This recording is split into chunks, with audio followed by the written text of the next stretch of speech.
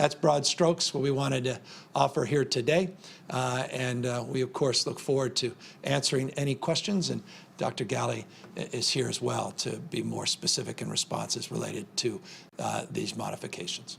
Julie Cart, Cal Matters. Yes, good afternoon. Thanks for taking the question.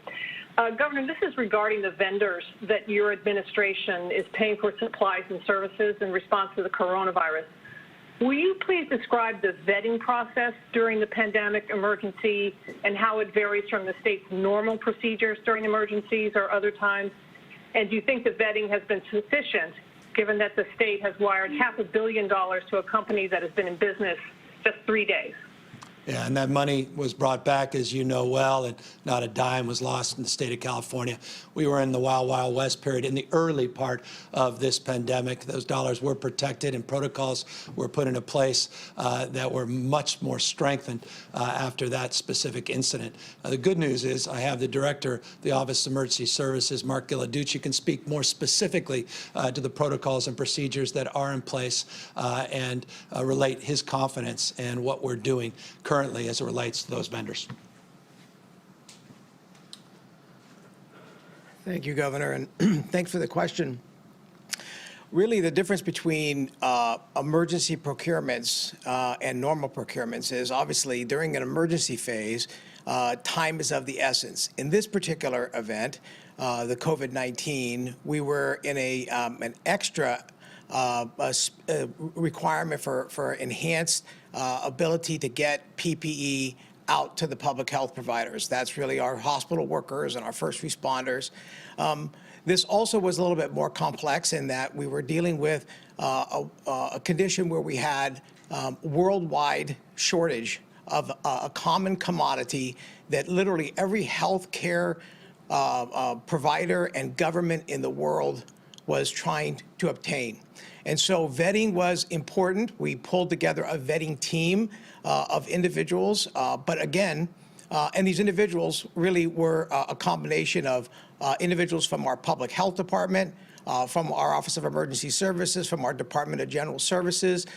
We pulled in some expertise from logistics, and we also incorporated expertise outside. I mentioned before in previous press conferences our ability to engage NGOs and other entities that have done work in Asia and with foreign commodity providers to help us to ensure that the vetting had been done in an appropriate and efficient manner. But again, a lot of this was being done in real time, very rapidly. And the idea was to try to get as many of these commodities as possible. As the governor mentioned, this was the Wild Wild West. And the fact of the matter is there were thousands and thousands of individuals and organizations reaching out to us that required all of these aspects to be vetted.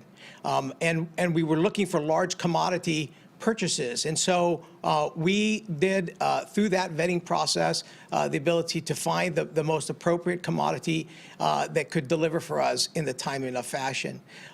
Eventually, we also brought in our partners from the federal government, both from FEMA, and we established and tied into the task force led by the Federal Bureau of Investigation, the FBI, and the Department of Justice to ensure that all of the different commodities that we were obtaining and the people we were dealing with were legitimate. And we found, as I've mentioned before in previous press conferences, a lot of fraud, a lot of promises not kept, and the inability that of providers that said that they could provide for us, and then they couldn't. So that was basically the vetting process. The vetting process continues to go on today, and really through that vetting process, we only were able to actually get through a very small percentage of legitimate organizations and companies that could provide us the commodities that we needed. Thank you, Director. Hard-pressed to find any state, maybe you might find a state or two, that didn't struggle with the same challenges. Good news, no money wasted, lesson learned. new procedures, protocols put in place. And let me just punctuate that. 21.1 was a wonderful number.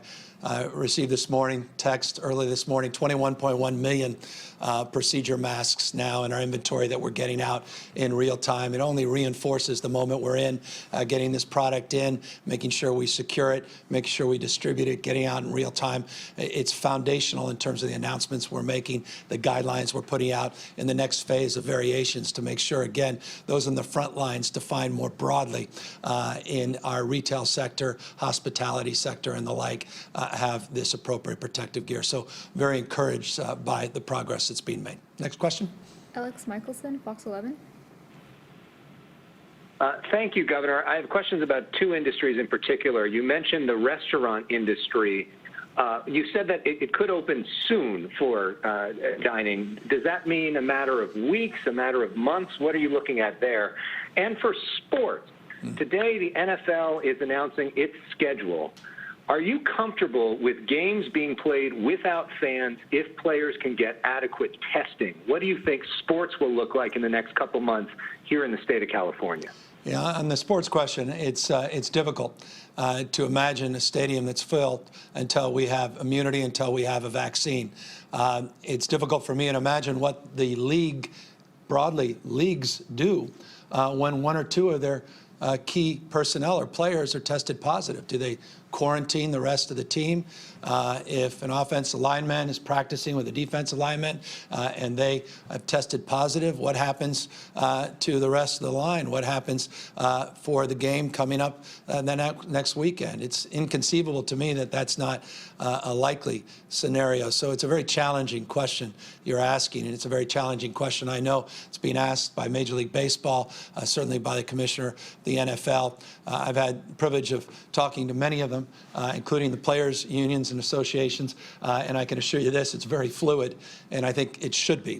They should be very, very sensitive to the needs of the communities of which they are identified and where they practice and play, but we are working collaboratively and cooperatively across the spectrum, and that includes soccer, includes UFC, includes many different leagues and affiliations, all that really want to get back. And I think many of us, I've talked a lot about my own background in baseball and why substantially I'm here because of what sports did for me. So when I say this, that I'm passionate about sports, I really am, and how uniting sports can be at a time when people feel so torn apart and so anxious. And I really think they're incredibly important in terms of the spirit and pride that a community, state, and a nation can build. And so I say this very, very honestly. I hope be able to answer that question sooner than later, but it's a very tough question for these leagues to answer because they must have a safety first, health first mindset. And there are conditions that persist in this state and this nation that make reopening very, very challenging. As it relates to the specifics of restaurants, the likelihood of some counties meeting all the criteria of the variants that Dr. Galley put forward happening after we put out the dine-in guidelines next Tuesday, I think is very high in certain parts of the state. And so you can see, not in weeks, potentially, if some move quickly and work collaboratively with the state and with their county board of supervisors, the health directors. They put the tracing and tracking, they put the surge plans together, they have strategies to protect the most vulnerable, and they have trigger plans and measurements that allow them to pull back, and they abide by these guidelines and they prepare for them. We can see that happening in the next week or so.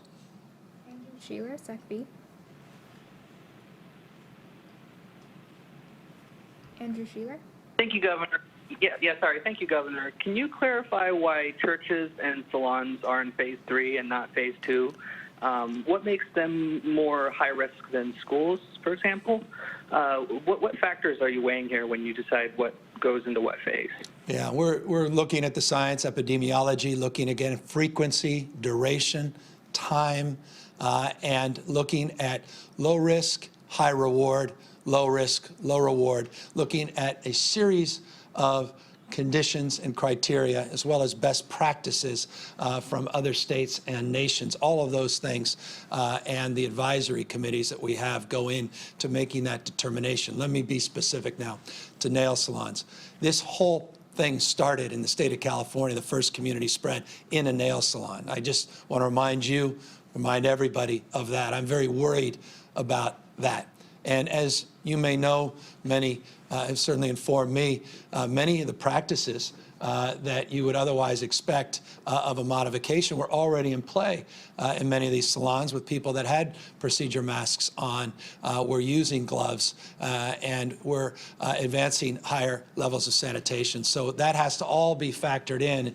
And candidly, our health directors, the experts, the counsel that I've received, are very worried about moving precipitously into that next phase. We hope to get it in the next new phase shortly, but right now, all of our health indicators and the health directives that I received from health directors across state put some red flags in that space. As it relates to churches, you may know this, may have written about this, and if you have, thank you, and if you haven't, I would encourage you to take a look. A few weeks back, we added guidelines and clarified for faith-based leaders. We worked, I had a series of phone calls and Zoom calls and conferences with faith-based leaders, maintaining that in the current phase one, that they can continue as essential the incredible work that they do serving the community, our homeless, our seniors, and our children, again, with the guidelines we put out in child care that is provided by many faith leaders across the state. So there are substantial augmentations that were already made in that space for faith communities. Our fear is simply this: congregations of people mixing from far and wide, coming together, proximate in an enclosed space at large scales is a point of obvious concern and anxiety. It's not unique to the state of California, but know that we are already working on guidelines for physical distancing and working with faith leaders, looking at the unique conditions that exist and reside within their own facilities that may make some further accommodations in that space happen earlier. So again, none of this is etched in stone. I'm very sensitive. I grew up in the church, Notre Dame des Victoires, talk often about Father Cause, growing up well, I don't want to overdo it here, but we say grace every night before dinner with the family. I take very seriously those concerns about people of faith, and know that I'm very sensitive to those that want to get back into church and into these facilities, and we're going to see what we can do to accommodate that, but the health of those communities is foundational as well. Bigad Shaban, NBC Bay Area. Thanks for taking my question, Governor. I wanted to talk to you about action you've taken relating to evictions. Tenants in California are still getting eviction notices, and some housing advocates say that's because the order you signed to halt evictions is fairly weak. Are they right? Well, I don't know. I don't know that it's weak.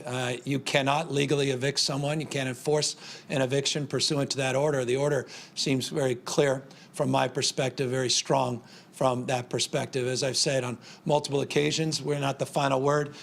We also put out an executive order in addition to that moratorium on evictions as relates to the enforcement and the court proceedings related to those evictions. We also made it clear through an additional executive order that counties and communities, cities like LA have, and I think San Jose, SF, others can go further now with more clarification of the rules of the road. I was very proud last year, you may know, to help negotiate over a course of many, many months with the outstanding leadership of a number of key Assembly and Senate leaders, Phil Ting among many others, a landmark, unprecedented, first in the nation at scale rent control bill and just cause bill. As you know, I am not aware of any state in our nation, the just cause criteria that we were able to advance last year at this scale in this state. So I take your question to heart. I take the concerns around tenants very seriously.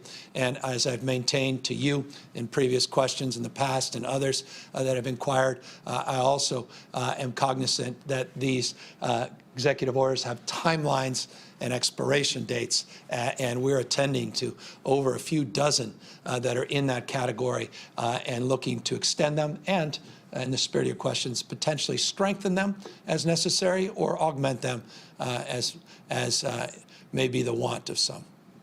Final question, Taryn Luna, LA Times.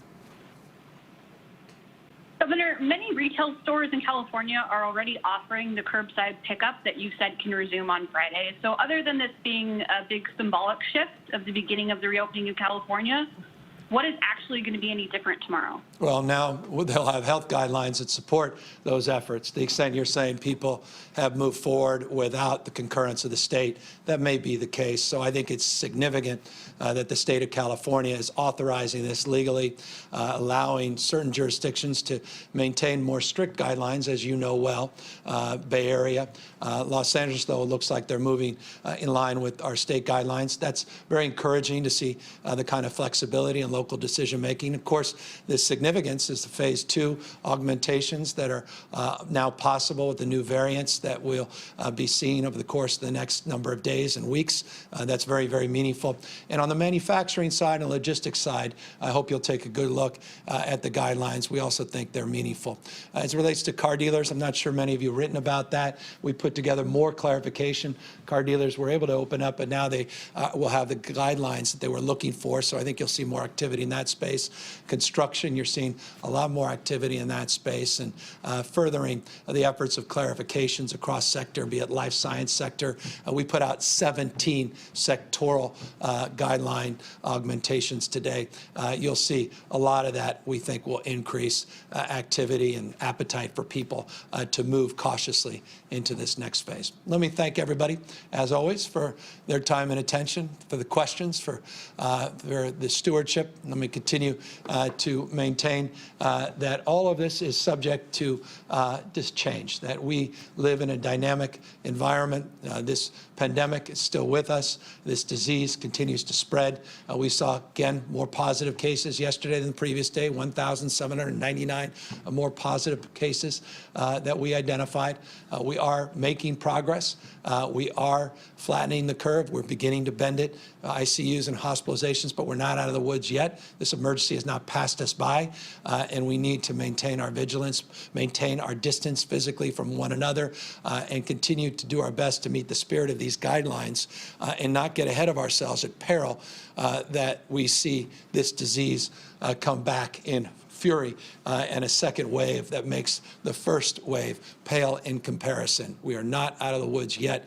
Let's continue to be vigilant, continue to do what we've done to get to this point, and I hope folks see some light at the end of this tunnel, and we look forward to more of that light being shone down on them and beaches as well. Final thing I forgot to mention, thank you to Orange County. We were able to make we were able to advance an agreement with Orange County, the last of the 7 jurisdictions within the county, the county itself, not just local jurisdictions, to move forward with modifications there on beach goers and to allow for very, very thoughtful reopenings that are soft in some cases and other cases a little bit more prescriptive. So progress on open spaces, progress on retail, manufacturing, logistics, and opportunities now, very near future on in-person dining with conditions and modifications, and on car washes and a series of other things, offices included, outdoor museums in that next phase that we look forward to seeing with all these modifications and variances being self-attested very, very soon. Take care, everybody. All right, you just heard from Governor Gavin Newsom. If you missed the beginning of his news conference there, he touched on a huge shortfall right now of tens of billions of dollars in the state budget because of the pandemic, when just 90 days ago there was actually a surplus of $6 billion. But the governor says we will get through this. He is, though, hoping for federal support financially. As he promised all week, he and health officials today unveiled guidelines to phase 2 of reopening. The state state of California, affecting sectors of retail, manufacturing, and logistics. So beginning tomorrow, places that are able to open will have to modify how they operate. We're talking more masks, hand sanitizer, and contact limitations. They will also receive industry guidance on how they can move forward. Now, if all of this is successful, that can lead to the next stage. We're talking offices, shopping malls reopening, also dining restaurants, car washes, and even outdoor museums. Meantime, if cities or counties want to go further or deeper than state guidelines, it's urged that they meet certain criteria when it comes to those COVID-19 numbers. Overall, the governor calling these meaningful modifications. The next step, of course, is watching and seeing how it all goes, once again, beginning tomorrow.